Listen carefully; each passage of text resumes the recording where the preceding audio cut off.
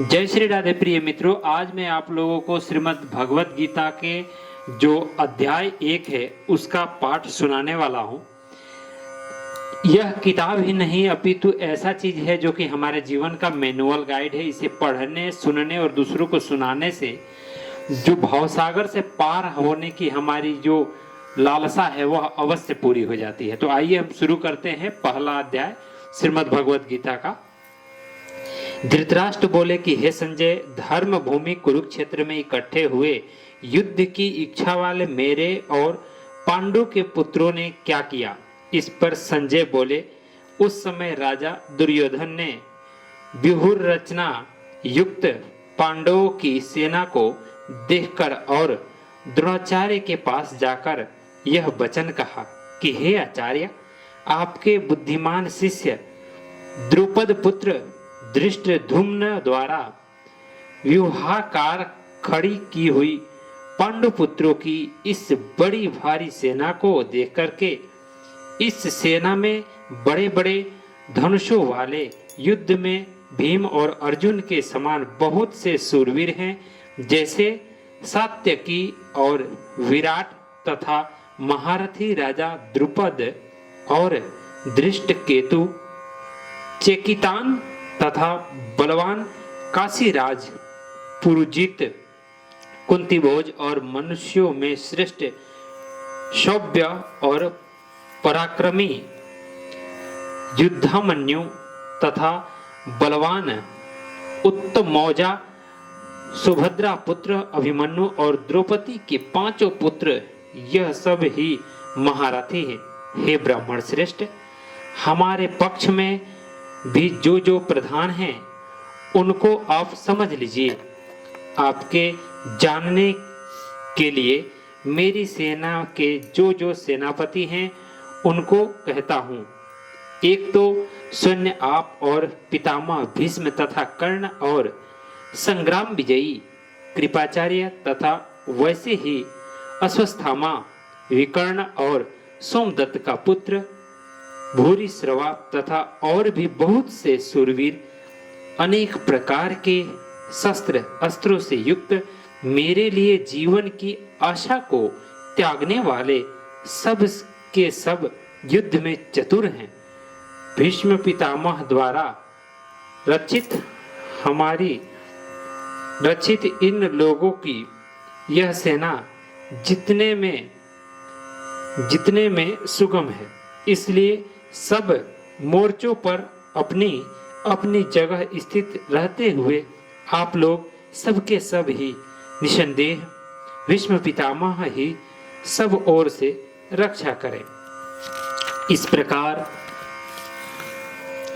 द्रोणाचार्य से कहते हुए दुर्योधन के वचनों को सुन करके कौरवों में वृद्धि बढ़े।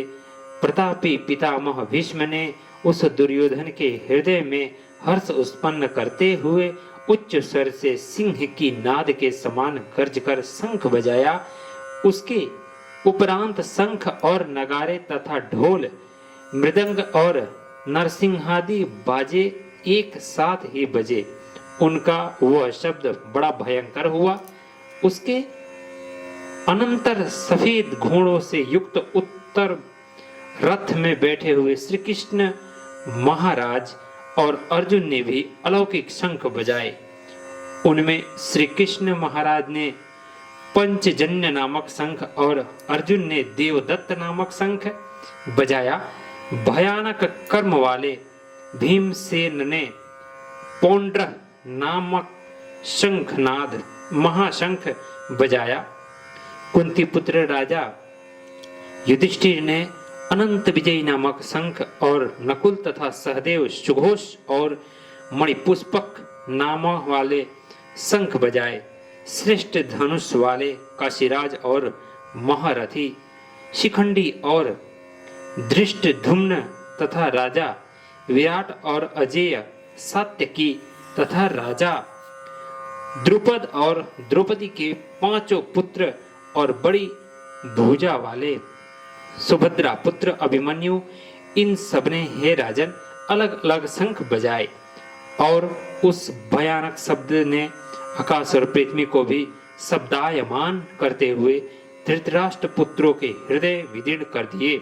हे राजन, इसके उनके उपरांत कपिध्वज अर्जुन ने खड़े हुए धृतराष्ट्र पुत्रों को देख करके उस शस्त्र चलाने की तैयारी के समय धनुष उठा करके ऋषिकेश श्री कृष्ण महाराज से यह वचन कहा कि हे अच्युत, मेरे रथ को दोनों सेनाओं के बीच में खड़ी करिए, जब तक मैं इन स्थित हुए युद्ध की कामना वालों को अच्छी प्रकार देख लूं कि इस युद्ध रूपी व्यापार में मुझे किन किन के साथ युद्ध करना योग्य है।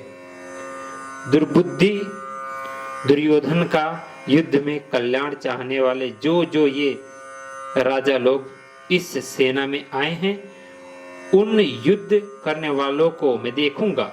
संजय बोले कि हे धृतराष्ट्र, अर्जुन द्वारा इस प्रकार कहे हुए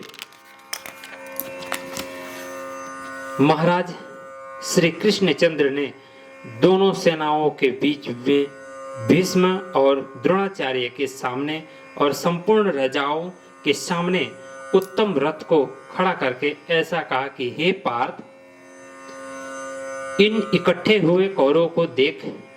उनके उपरांत पृथा पुत्र अर्जुन ने उन दोनों ही सेनाओं में स्थित हुए पिता के भाइयों को, पितामहों को, आचार्यों को, मामों को, भाइयों को, पुत्रों को, पौत्रों को तथा मित्रों को, ससुरों को और सुहृदों को भी देखा।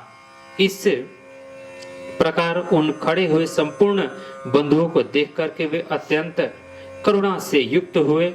कुंती पुत्र अर्जुन शोक करते हुए यह बोले, हे कृष्ण, इस युद्ध की इच्छा वाले खड़े हुए स्वजन्य समुदाय को देखकर मेरे अंग शिथिल हुए जाते हैं और मुख भी सूख आ जाता है और मेरे शरीर में कंप तथा रोमांच होता है तथा हाथ से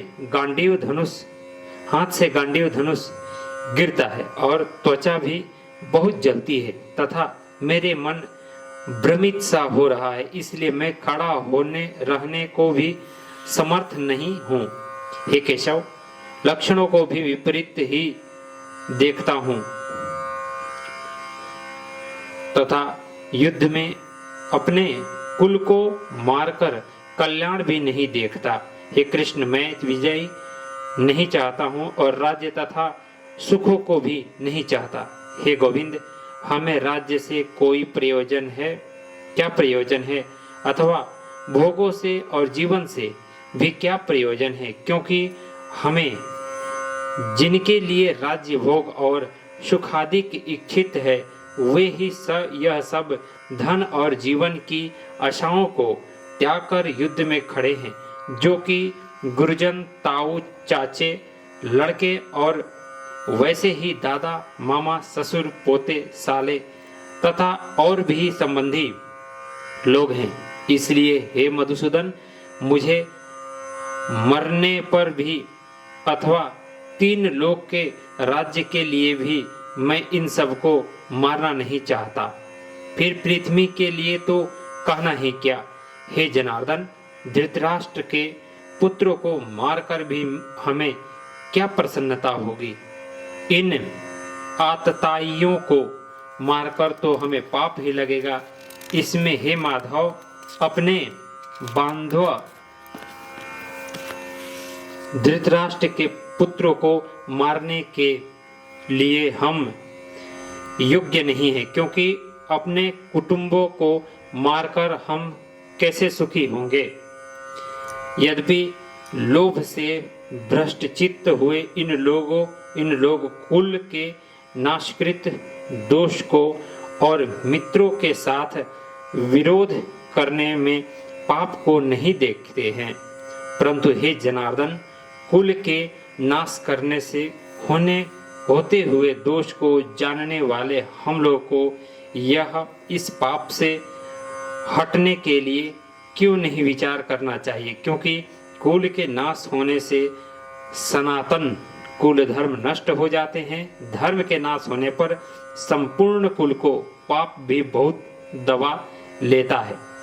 तथा हे कृष्ण, पापों के अधिक बढ़ जाने से कुल की स्त्रियां दूषित हो जाती हैं और वासरणीय स्त्रियों के दूषित होने पर वर्ण संकर उत्पन्न होते हैं और वह वर्ण संकर कुल घातियों को और कुल को नरक में ले जाते हैं, ले जाने के लिए ही होते हैं।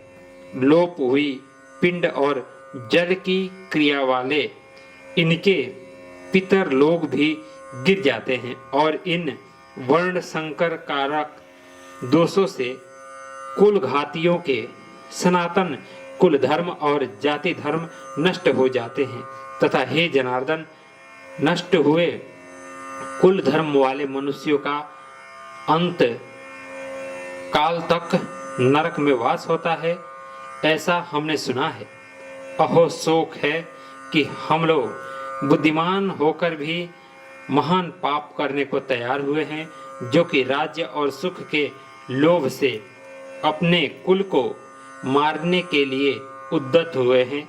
यदि मुझे शस्त्र रहित न सामना करने वालों को शस्त्रधारी धृतराष्ट्र के पुत्र रण में मारे तो वह मारना भी हम मेरे लिए अति कल्याणकारक होगा। संजय बोले कि रणभूमि में शोक से उद्विग्न मन वाले अर्जुन इस प्रकार कहकर वाण सहित धनुष को त्याग कर रथ के पिछले भाग में बैठ गए। तो प्रिय मित्रों, आज मैंने आप लोगों को श्रीमद् भगवत गीता के प्रथम अध्याय का जो है जानकारी आप लोग को दिया हूं। अब अगली अध्याय नेक्स्ट वीडियो में सुनाऊंगा। जय जय श्री राधे।